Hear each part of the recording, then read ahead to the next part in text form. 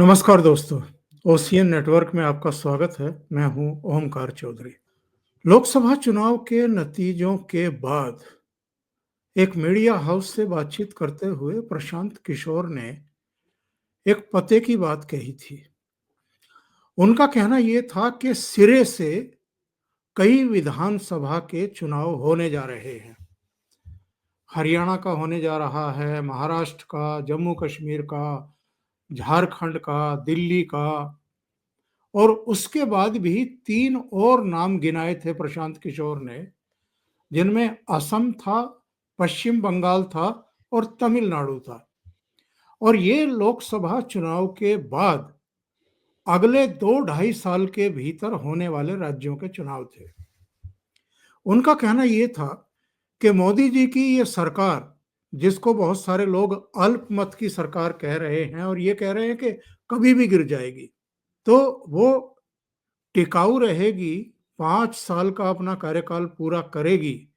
ये इस पर डिपेंड करेगा कि ये जो आने वाले 6 राज्यों के चुनाव हैं, 7 राज्यों के चुनाव हैं, इनमें भारतीय जनता पार्टी का परफॉर्मेंस कैसा रहेगा और कितने राज्य वो जीत सकती है।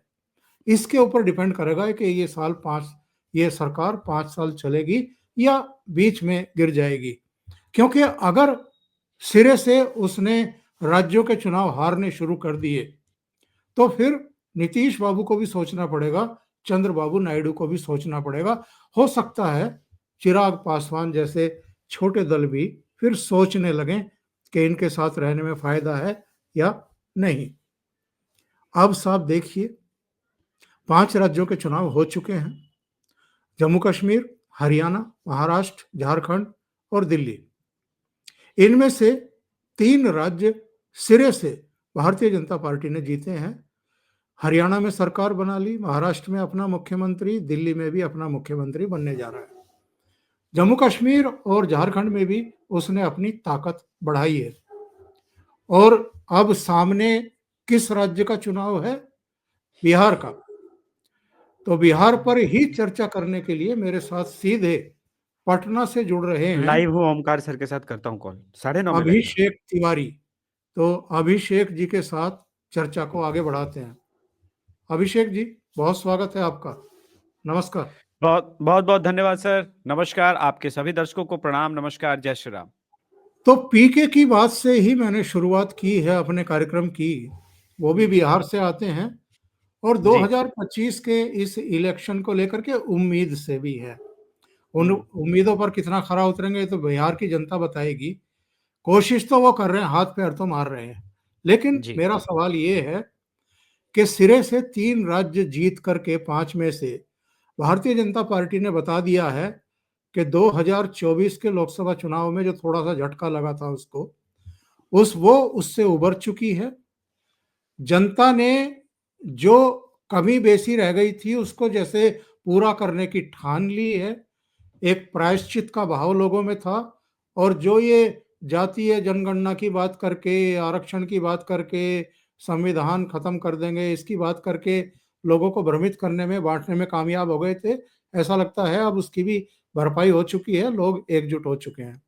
हिंदुओं की एकजुटता का ही परिणाम है हरियाणा, महाराष्ट्र और दिल्ली में बीजेपी की सरकार बनना। अब बिहार के बारे में आपका क्या आकलन है? जो सूरत हाल इन 3 राज्यों में देखने को मिला है, वो आगे बढ़ेगा बिहार में? ये बिल्कुल बढ़ सकता है, लेकिन बिहार के राजनीति की गंगा में भी बहुत पानी बहना बाकी है 6 महीने में। देखिए, वर्तमान में जो समीकरण है वो थोड़े उलझे हुए हैं। महागठबंधन के पास कांग्रेस है, लेफ्ट है और राजद है, लेकिन इसके अलावे जो एक और नया खिलाड़ी जुड़ा है जिसका नाम मुकेश सहनी है, तो वहां पर 4 पार्टियां हैं। यहां बीजेपी के साथ टेक्निकली कहें तो एक जदयू है जो स्ट्रेंथ वाली है, और एलजेपी लोक जनशक्ति पार्टी पार्टी स्ट्रेंथ वाली है। अ, उपेंद्र कुशवाहा और जीतन राम मांझी कितना वोट ट्रांसफर करा पाते हैं, ये मैंने लोकसभा में भी देखा कि उनके वोट उतने ट्रांसफर हुए नहीं। ये मैं फैक्ट और डेटाबेस पर डेटा का जो मेरे पास लिस्ट है उसके हिसाब से बात कर रहा हूँ। बहरहाल, इस चुनाव में जाति भी चलेगा, फ्रीबीज भी चलेगा, लेकिन 2 एम फैक्टर सबसे अधिक है जो चलेगा। एक एम फैक्टर तो मुसलमान वाला फैक्टर जो महागठबंधन जिसके लिए अपील करेगी। दूसरा एम फैक्टर मोदी जी और नीतीश कुमार जी का बड़ा प्रिय फैक्टर है, वो महिला फैक्टर है। जैसे नीतीश कुमार जी ने शुरू से ही जीविका दीदी चलाई, तो मोदी जी ने लखपति दीदी चलाई। शौचालय दिया तो महिलाओं के नाम पे। अच्छा, तो बिहार सरकार ने शौचालय केंद्र के पैसे में थोड़ा ऐड करके ज्यादा बढ़ा के दिया कि अच्छे से सब कुछ हो जाए। उसी प्रकार से आप देखिए कि महिलाओं के ऊपर फोकस्ड शुरू से ही बिहार की और केंद्र की नीतियां रही। अब इसी में तेजस्वी यादव भी आए हैं जिनने कहा है कि वो 2,500 रुपए महिलाओं के खाते में देंगे। क्या दोनों एक दूसरे के एम फैक्टर में सेंध लगा पाएंगे? तो मुस्लिम फैक्टर तो नहीं बटेगा। बिहार में ऐसी कोई सिचुएशन नहीं। और अब तो नीतीश कुमार जी के साथ चूंकि वक्फ बोर्ड पे जिस प्रकार से खड़े हैं, जाने का कोई मतलब भी वो नहीं जाएंगे। हम भी जानते हैं, आप भी जानते हैं। तो क्या जो नीतीश कुमार जी का सॉलिड महिला वोट बैंक है वो काट पाएंगे? ये तो देखने वाली बात होगी। जैसे जैसे चुनाव प्रोसेस करेगा, हम ग्राउंड पर जाएंगे, वो देखेंगे। लेकिन इसके बीच एक तीसरा खिलाड़ी आया है, और ये तीसरा खिलाड़ी बाई इलेक्शन में, देखिए, लोग अलग अलग दृष्टिकोण से किसी चीज को देखते हैं। प्रशांत किशोर के बाई इलेक्शन चुनाव को मैंने 2 दृष्टिकोण से देखा। बिहार के अंदर कोई एक ऐसी पार्टी जन्मी जो बाई इलेक्शन में लड़ी 4 सीटों पे और 10% मत हासिल किए। सीटों में ट्रांसलेट होना नहीं होना वो सब सेकेंडरी बात है, किंतु 10% वोट शेयर पा जाना ये बहुत बड़ी बात। लोगों को पता नहीं होगा। यूजुअली नीतीश कुमार जी का 2020 वाले विधानसभा में 18% के आसपास वोट शेयर था, जबकि अलायंस में लड़े थे और 110 से ऊपर सीटों पर लड़े थे। तो ऐसी कोई बात नहीं है कि सिरे से आप प्रशांत किशोर और उनकी टीम जो आईपैक है, जिस प्रकार के रणनीतिकार है, उसमें एकदम से खारिज कर सकते हैं। अभी रिसेंटली में एक आपने भी देखा होगा, हमने उस पे शो भी किया था, बीपीएससी का मुद्दा उठा, जिस पर से काफी सरकार भी बैकफुट पे रही। चिराग पासवान को भी स्टेटमेंट देना पड़ा। लेकिन अभी भी री एग्जाम को लेकर के अभी भी प्रोटेस्ट चल रहा है। ठीक है, न्यूज में नहीं है, क्योंकि दिल्ली इलेक्शन से लेकर के कई बड़ी बड़ी चीजें हैं, कुंभ कवर कर रहा है, किंतु ये धीरे धीरे रोष और इंपैक्ट क्रिएट कर सकता है अगर मोदी जी ने इस पर ध्यान नहीं दिया। तो मैं मानता हूं कि बीजेपी के पास बिहार में कोई बड़ा मास लीडर है नहीं। नीतीश कुमार बुजुर्ग हो चुके हैं, और एकमात्र जो बिहार के अंदर एक्सेप्टेबल नेता है एनडीए के अंदर, जो युवा भी है डायनेमिक में, वो चिराग पासवान। और उसकी एक्सेप्टेबिलिटी है अक्रॉस कास्ट लाइन। सभी आप देखेंगे तो हर कास्ट लाइन में वो एक्सेप्टेबल है। काम भी किया। अभी रिसेंटली अपने काम का भी लेखा जोखा दे रहे थे। बिहार में बजट सैंक्शन हुआ तो उनके बहुत सारे प्रोजेक्ट भी, बड़े बड़े प्रोजेक्ट और इन्वेस्टमेंट वो लेकर के आए। अब दूसरी तरफ देखते हैं। दूसरी तरफ एक तो मुकेश सहनी है, जो नवरात्रि में मछली खाते हुए नजर आए हेलीकॉप्टर में तेजस्वी यादव के साथ। अब कांग्रेस इस वक्त पेच में है, उसका कारण है तेजस्वी यादव कांग्रेस को अधिक सीटें नहीं दे सकते। इसीलिए मैंने कहा कि गंगा में पानी बहना बहुत बाकी है। क्या कांग्रेस रेडी है 25 सीट पर चुनाव लड़ने के लिए? क्योंकि पिछली बार 70 सीटों पर चुनाव लड़ी थी, अब 25 सीटें यहां लेंगी। एक नया पार्टनर भी ऐड हुआ है, और लेफ्ट इस बार ज्यादा डिमांड कर रही है, क्योंकि वो कम सीटें लड़के भी 17 सीट जीतने में कामयाब हुई थी, तो इस बार वो 40 मांग रही है। तो महागठबंधन को मेंटेन करना सबसे पहला तो चैलेंज है कि ये मेंटेन रहेगा कि नहीं। कहीं ऐसा ना हो कि लास्ट मोमेंट पे कांग्रेस बोले कि ठीक है, फिर हम पूरा चुनाव अकेले लड़ेंगे। क्योंकि पप्पू यादव जो कांग्रेस के, वैसे तो कांग्रेस में नहीं थे, बाद में, लेकिन अभी तो कांग्रेस में फिर से, जब निर्दलीय चुनाव जीते तो कांग्रेस की सीट पर नहीं जीते थे। उनका मानना है कि कांग्रेस को वो रिवाइव करा सकते हैं। और कांग्रेस ने अभी रिसेंटली कहा कि हम 2 डिप्टी सीएम। इसके अलावा अभी जो कुछ दिन पहले राहुल गांधी जब गए थे बिहार में, तो तेजस्वी यादव के लिए बड़ा असहज होने वाला बयान दिया। उन्होंने कहा कि जो जातीय जनगणना हुई है ओमकार सर, वो पूरी तरह से फेक है।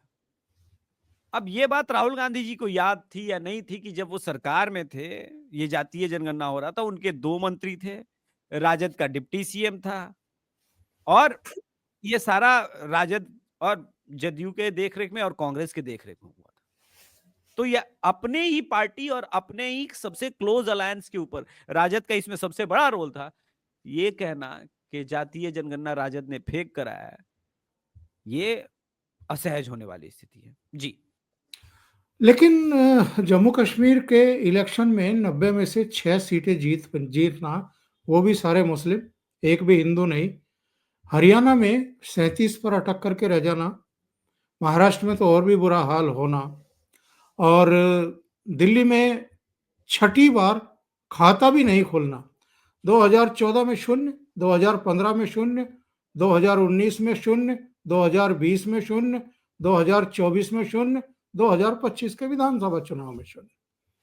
झारखंड में भी 16 सीटें। ऐसे में कांग्रेस अगर ये इस गलतफहमी में रहे कि बिहार में इस बार भी आरजेडी उसको 70 सीटें दे देगी चुनाव लड़ने के लिए, और उसमें से कितनी जीती थी? 19 जीती थी। जी। तो 70 सीटों की अपेक्षा लेकर के अगर ये महागठबंधन में जाएंगे तो महादुर्गति को ही प्राप्त करेंगे ये भी, और महागठबंधन का हाल भी यही होगा। तो ऐसे में क्या लालू और तेजस्वी कांग्रेस को साथ लेकर के चलना चाहेंगे? अब ये तो देखने वाली बात है। मैं नहीं मानता कि ये 60-70 से नीचे कॉम्प्रोमाइज करेगी कांग्रेस। उसका कारण है सर, अभी उसने बताया दिल्ली में, वो कह रहे हैं कि भैया ठीक है बीजेपी जीती है, लेकिन केजरीवाल को हराने में बीजेपी से ज्यादा हमारा रोल है। पॉलिटिक्स तो बिहार में ऑलरेडी अगले ही दिन से शुरू हो गई। अच्छा, कांग्रेस के कई नेता पहले से ही बोल रहे हैं कि इस बार हमारी सरकार बनी तो 2-2 डिप्टी सीएम हमारे होंगे। अरे भाई साहब, अभी तो खिचड़ी के लिए सूतना आपने न दाल डाला है, न चावल डाला है, न पानी डाला है, दिया भी नहीं जला है जिस पे बीरबल की खिचड़ी आप बनाना चाहते हैं। हैं? सूतना कपास जुलाहे से लट्ठम लट्ठा। हाँ, सूत न कपास जुलाहे से लट्ठम लट्ठा, बात वही है।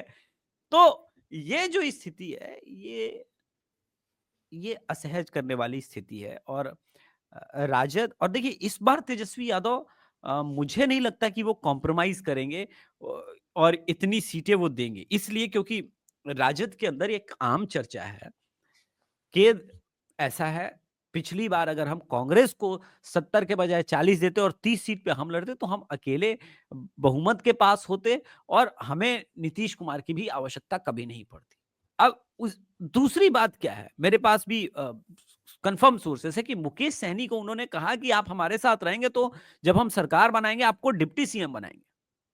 वो इसलिए भी कि मुकेश सहनी के पास अपना हेलीकॉप्टर है, तो चुनाव प्रचार प्रसार करने में आसानी हो जाती है। अपना हेलीकॉप्टर किसी के पास भी होना नेता के पास बड़ी बात है। खैर, दूसरी बात, मुकेश सहनी का जो परंपरागत रूप से वोट शेयर है वो एनडीए का वोट शेयर। मल्लाह समाज परंपरागत रूप से एंटी राजद रहा है बिहार में और काफी लंबे समय तक नीतीश कुमार और बीजेपी को वोट किया। और इस लोकसभा में भी तमाम प्रयासों के बावजूद, हालांकि मल्लाह समाज के कुछ वोट कटे, डेंट भी लगा, लेकिन फिर भी मल्लाह समाज ने बाई एंड लार्ज बीजेपी को वोट किया, मोदी जी को वोट किया। इसीलिए मैंने कहा कि गंगा में पानी बहुत बहना है। दूसरी बात, अब इसमें एक फैक्टर है, जिस प्रकार से मुसलमानों के अंदर और सवर्णों के अंदर, हिंदू में सवर्ण, मैं तो हिंदू ही कहता हूं लेकिन सबको, लेकिन जो कि कास्ट अर्थमेटिक है बिहार में, इसलिए मैं बात करना पड़ेगा।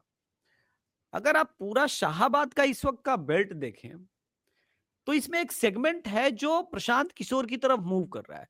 दूसरी तरफ अगर सीमांचल देखें तो वो भी मुसलमान, और कम उम्र के भी मुसलमान, वो शिफ्ट करते हुए नजर आ रहे हैं प्रशांत किशोर की तरफ। यही नहीं, कई यादव समाज से भी नेता और दलित समाज के भी लोग के मुंह से प्रशांत किशोर की चर्चा तो शुरू हो गई है। अब ये कितना वोट किसको डेंट करेंगे, इसकी कहानी हम जुलाई अगस्त से पहले समझ नहीं पाएंगे, क्योंकि जब मैं अभी अप्रैल से ग्राउंड पे निकलूंगा, इतना पहले निकलने का कोई फायदा भी नहीं है, क्योंकि लोग यूजुअली फीडबैक देंगे तो वो वही लोग देंगे जिनका मन पहले से पार्टी के हिसाब से है। लेकिन जो फ्लोटिंग वोटर है, वो आखिरी के 3 महीने में मूड बदलने लगता है और बातचीत उनकी होने लगती है। तो उस समय तो बात करेंगे तो एक रिजल्ट और उसका आउटकम आएगा। ऐसे तो आउटकम नहीं आना। अच्छा, इसमें एक एक पॉइंट और ऐड करना रह गया है ओमकार सर।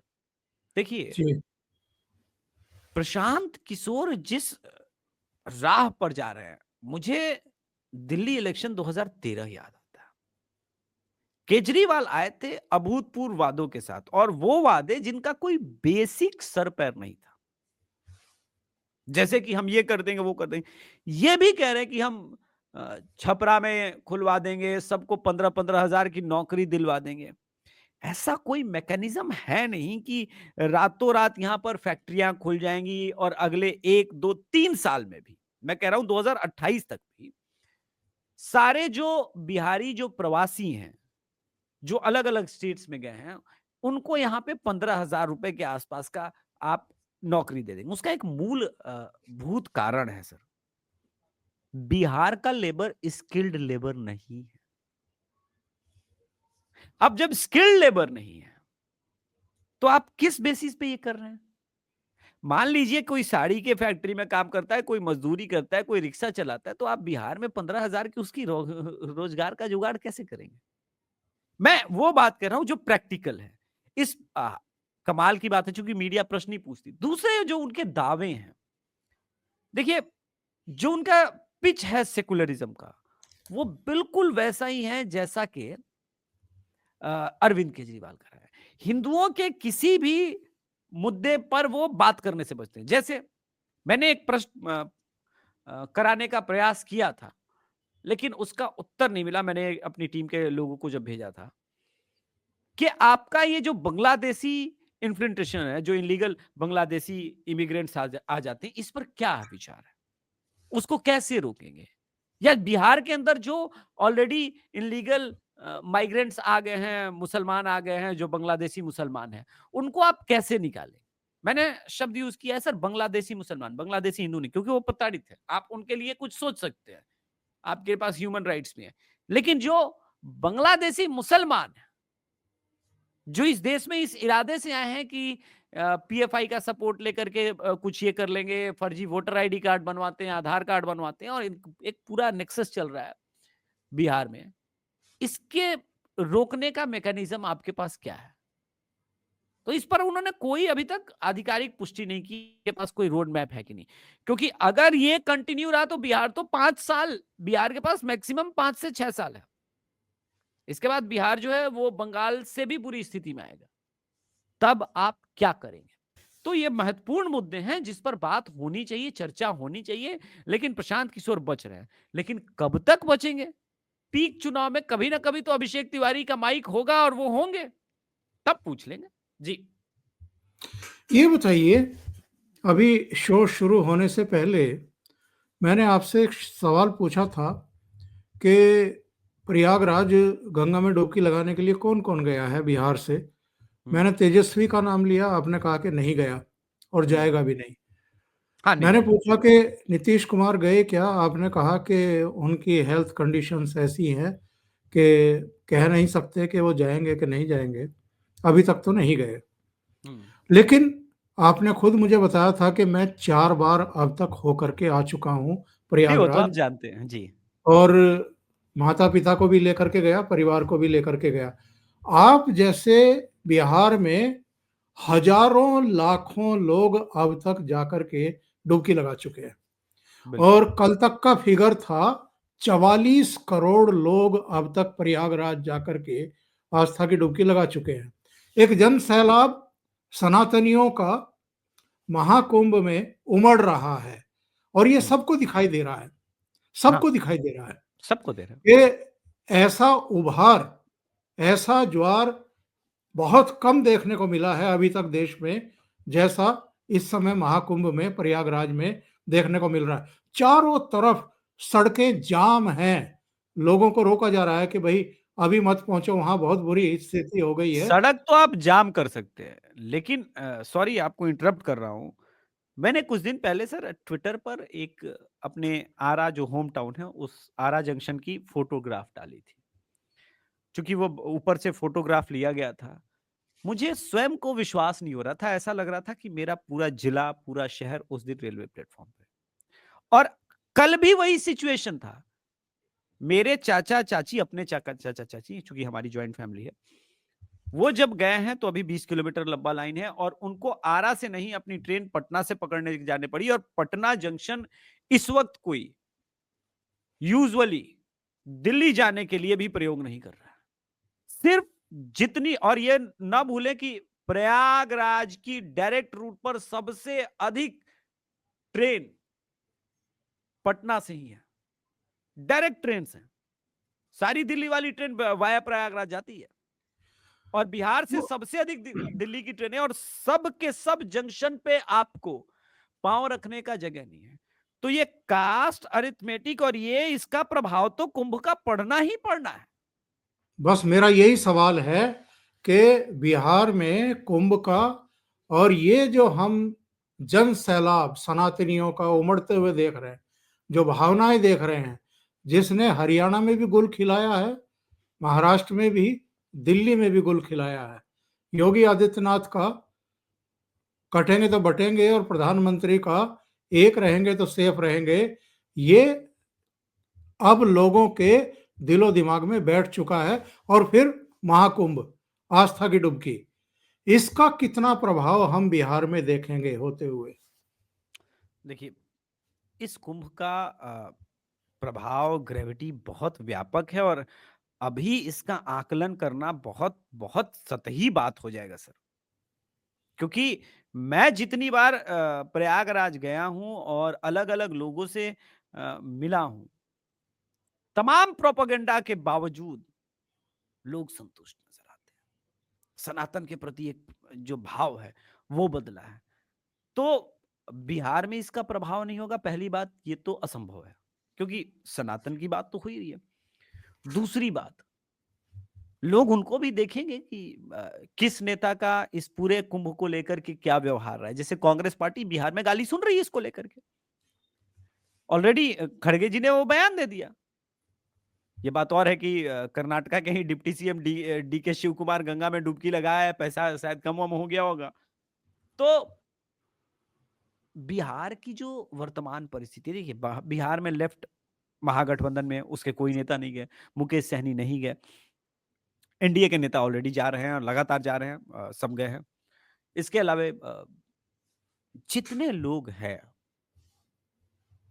जितने वो जाके जब यहां पर वापस आ रहे हैं तो कह रहे हैं एक मुख्यमंत्री योगी आदित्यनाथ हो। अब मैं खुद भी उनमें से हूं जो मैं मानता हूं कि बिहार को योगी आदित्यनाथ जैसे एडमिनिस्ट्रेटर की बहुत आवश्यकता है। बिहार के पोटेंशियल का सदुपयोग अगर कोई करा सकता है तो योगी आदित्यनाथ जी। लेकिन मैं जानता हूं कि यूपी में भी उतनी ही आवश्यकता है अगले 5-7 सालों तक, क्योंकि सब गलती से भी कुछ यूपी में गलत हुआ तो सारा किया धरा ये 6 महीने के अंदर बर्बाद कर देंगे। तो अब यहां पर यह है कि बीजेपी का रोल इंपॉर्टेंट होता है, मोदी जी का और अमित शाह जी का और संघ का रोल इंपॉर्टेंट है। अच्छा, मैं बता दूं कि बिहार के बारे में लोग कम समझते हैं, लेकिन मध्य प्रदेश और महाराष्ट्र को छोड़ दें तो बिहार में संघ की पकड़ बहुत कम, बहुत स्ट्रांग है। आप तो खैर जानते होंगे, लेकिन यूपी के तर्ज पे है। इनफैक्ट यूपी से कम नहीं होगा, ज्यादा हो सकता है। तो यहां पर संघ की पकड़ है और उसका प्रभाव आपको इस लोकसभा चुनाव में भी दिखा था, जब हर जगह ये सो कॉल्ड नाराजगी और ये सारी चीजें नजर आई। यहां पर वो समझाने बुझाने में कामयाब हो गए कि कैसे रामद्रोही हो, अभी वोट कर दोगे मोदी जी के अगेंस्ट में, और लोगों ने नहीं छोड़ा साथ। विपरीत परिस्थितियों में, और यहां पर ज्यादा स्ट्रांग थी अगर टेक्निकली अलायंस देखा जाए कि अखिलेश यादव और कांग्रेस वाला अलायंस ज्यादा मजबूत था या यहाँ का लेफ्ट प्लस मुकेश सहनी और इसके अलावा अगर आप देखिए तो राजद और कांग्रेस, तो अलायंस यहाँ पे ज्यादा मजबूत था। लेकिन फिर भी यहाँ पर पूरी एनडीए निखर के आई। तो इतना आसान नहीं है, लेकिन पूरे चुनाव को जीतने के लिए हमको एक दो चीजें समझना पड़ेगा कि हाँ, जो हमारा लोकसभा में वोट शेयर रहा है उसको मेंटेन करना पड़ेगा। और लोकसभा और विधानसभा में एक अंतर है। लोकसभा में मोदी जी के नाम पे पड़ा था वोट, यहां पर नीतीश कुमार जी के नाम पे पड़ेगा। जी, ये बताइए, अभी आपने कहा था कि नीतीश जी की सेहत जो है वो उनको प्रयागराज जाने की अनुमति नहीं देती। हमने देखा है कि कई अवसरों पर जब एनडीए के मुख्यमंत्रियों की बैठक पिछले दिनों चंडीगढ़ में हुई थी, नायब सैनिक के शपथ समारोह के बाद, तो भी नीतीश बाबू नहीं जा पाए थे नहीं, और कुछ दूसरे मौकों पर भी वो जा नहीं पाए हैं। तो प्रयागराज भी नहीं जा पा रहे हैं क्योंकि सेहत इजाज़त नहीं दे रही है। ऐसे में क्या समय आ गया है? 15 राज्यों में ऑलरेडी भारतीय जनता पार्टी का इंडिपेंडेंटली मुख्यमंत्री है। 15 राज्यों में इस समय मुख्यमंत्री हैं। 15वां राज्य मतलब दिल्ली होगा और 6 राज्यों में 7 राज्यों में एनडीए के मुख्यमंत्री हैं। तो क्या अब वो समय आ गया है जब बिहार में भी भारतीय जनता पार्टी का मुख्यमंत्री दिखाई दे सकता है? आसान नहीं है सर। इसका कारण है, एक तो अभी आप नीतीश कुमार जी को नाराज करने का रिस्क नहीं लेंगे। दूसरी बात, संभवतः इस चुनाव में, ये मेरा कंप्लीटली गेस वर्क नहीं है, मेरे पास जो फीडबैक है उसके आधार पर कह रहा हूं, नीतीश कुमार जी के पुत्र आपको लास्ट मोमेंट तक चुनाव में देख सकते हैं। उसका कारण ये नहीं है कि वो परिवारवाद करेंगे। उसका कारण ये है कि कुर्मी वोट को वो बाहर जाते हुए नहीं देखना चाहते, और वो मानेगा तभी जब एक नीतीश जी के इसमें वो रिप्लेसमेंट करेगा। पहली बात तो ये, तो सीएम तो वो फेस रहेंगे, उनके नेतृत्व पे चुनाव लड़ा जाएगा नहीं लड़ा जाएगा, सब सेकेंडरी बात है। क्योंकि अगर बीमार रहेंगे तो हो सकता है रैली के अंदर कुछ ऐसा बयान भी निकल जाए जो एनडीए को ज्यादा डेंट करे। ठीक है, तो अभी पहले सीट शेयरिंग से पता चल जाएगा कि ये लोग क्या सोच रहे हैं। अगर जदयू बीजेपी से ज्यादा, भले एक ही सीट ज्यादा मांगने पर अड़ गई, तो इसका मतलब है कि भाई, और बीजेपी के साथ पता नहीं नीतीश कुमार हार्ड बार्गेनर की तरह एक्ट करते हैं और बार्गेन करने में कामयाब भी होते हैं। ये उनका एक यूएसपी भी है और बीजेपी की शायद कमजोरी भी है, क्योंकि बीजेपी ने भी लोकल लीडरशिप डेवलप नहीं किया, और ये फैक्ट है सर। अब देखते हैं कि नीतीश कुमार जी के अभी तक तो जो पोस्टर्स हैं, जो अभी तक बिहार की परिस्थितियों का निर्माण हुआ है, जिस प्रकार से चीजें दिख रही हैं, अभी तक तो सब यही कह रहे हैं कि नीतीश कुमार जी के नेतृत्व में लड़ेंगे चुनाव। क्योंकि ये मैं नहीं कह रहा हूं, ये दिलीप जायसवाल जी का स्टेटमेंट है, जो कि भारतीय जनता पार्टी के बिहार के प्रेसिडेंट है। तो अगर बिहार का बीजेपी का प्रेसिडेंट कह रहा है कि हम नीतीश जी के नेतृत्व में चुनाव लड़ने जाएंगे, तो फिर इससे बड़ा मैं क्या सोर्स दे सकता हूं? जी, ऑन रिकॉर्ड स्टेटमेंट। बहुत बहुत धन्यवाद अभिषेक जी, ओशियन नेटवर्क के लिए समय निकालने के लिए और महत्वपूर्ण मुद्दों पर चर्चा करने के लिए। Thank you so much. नमस्कार। Thank you sir.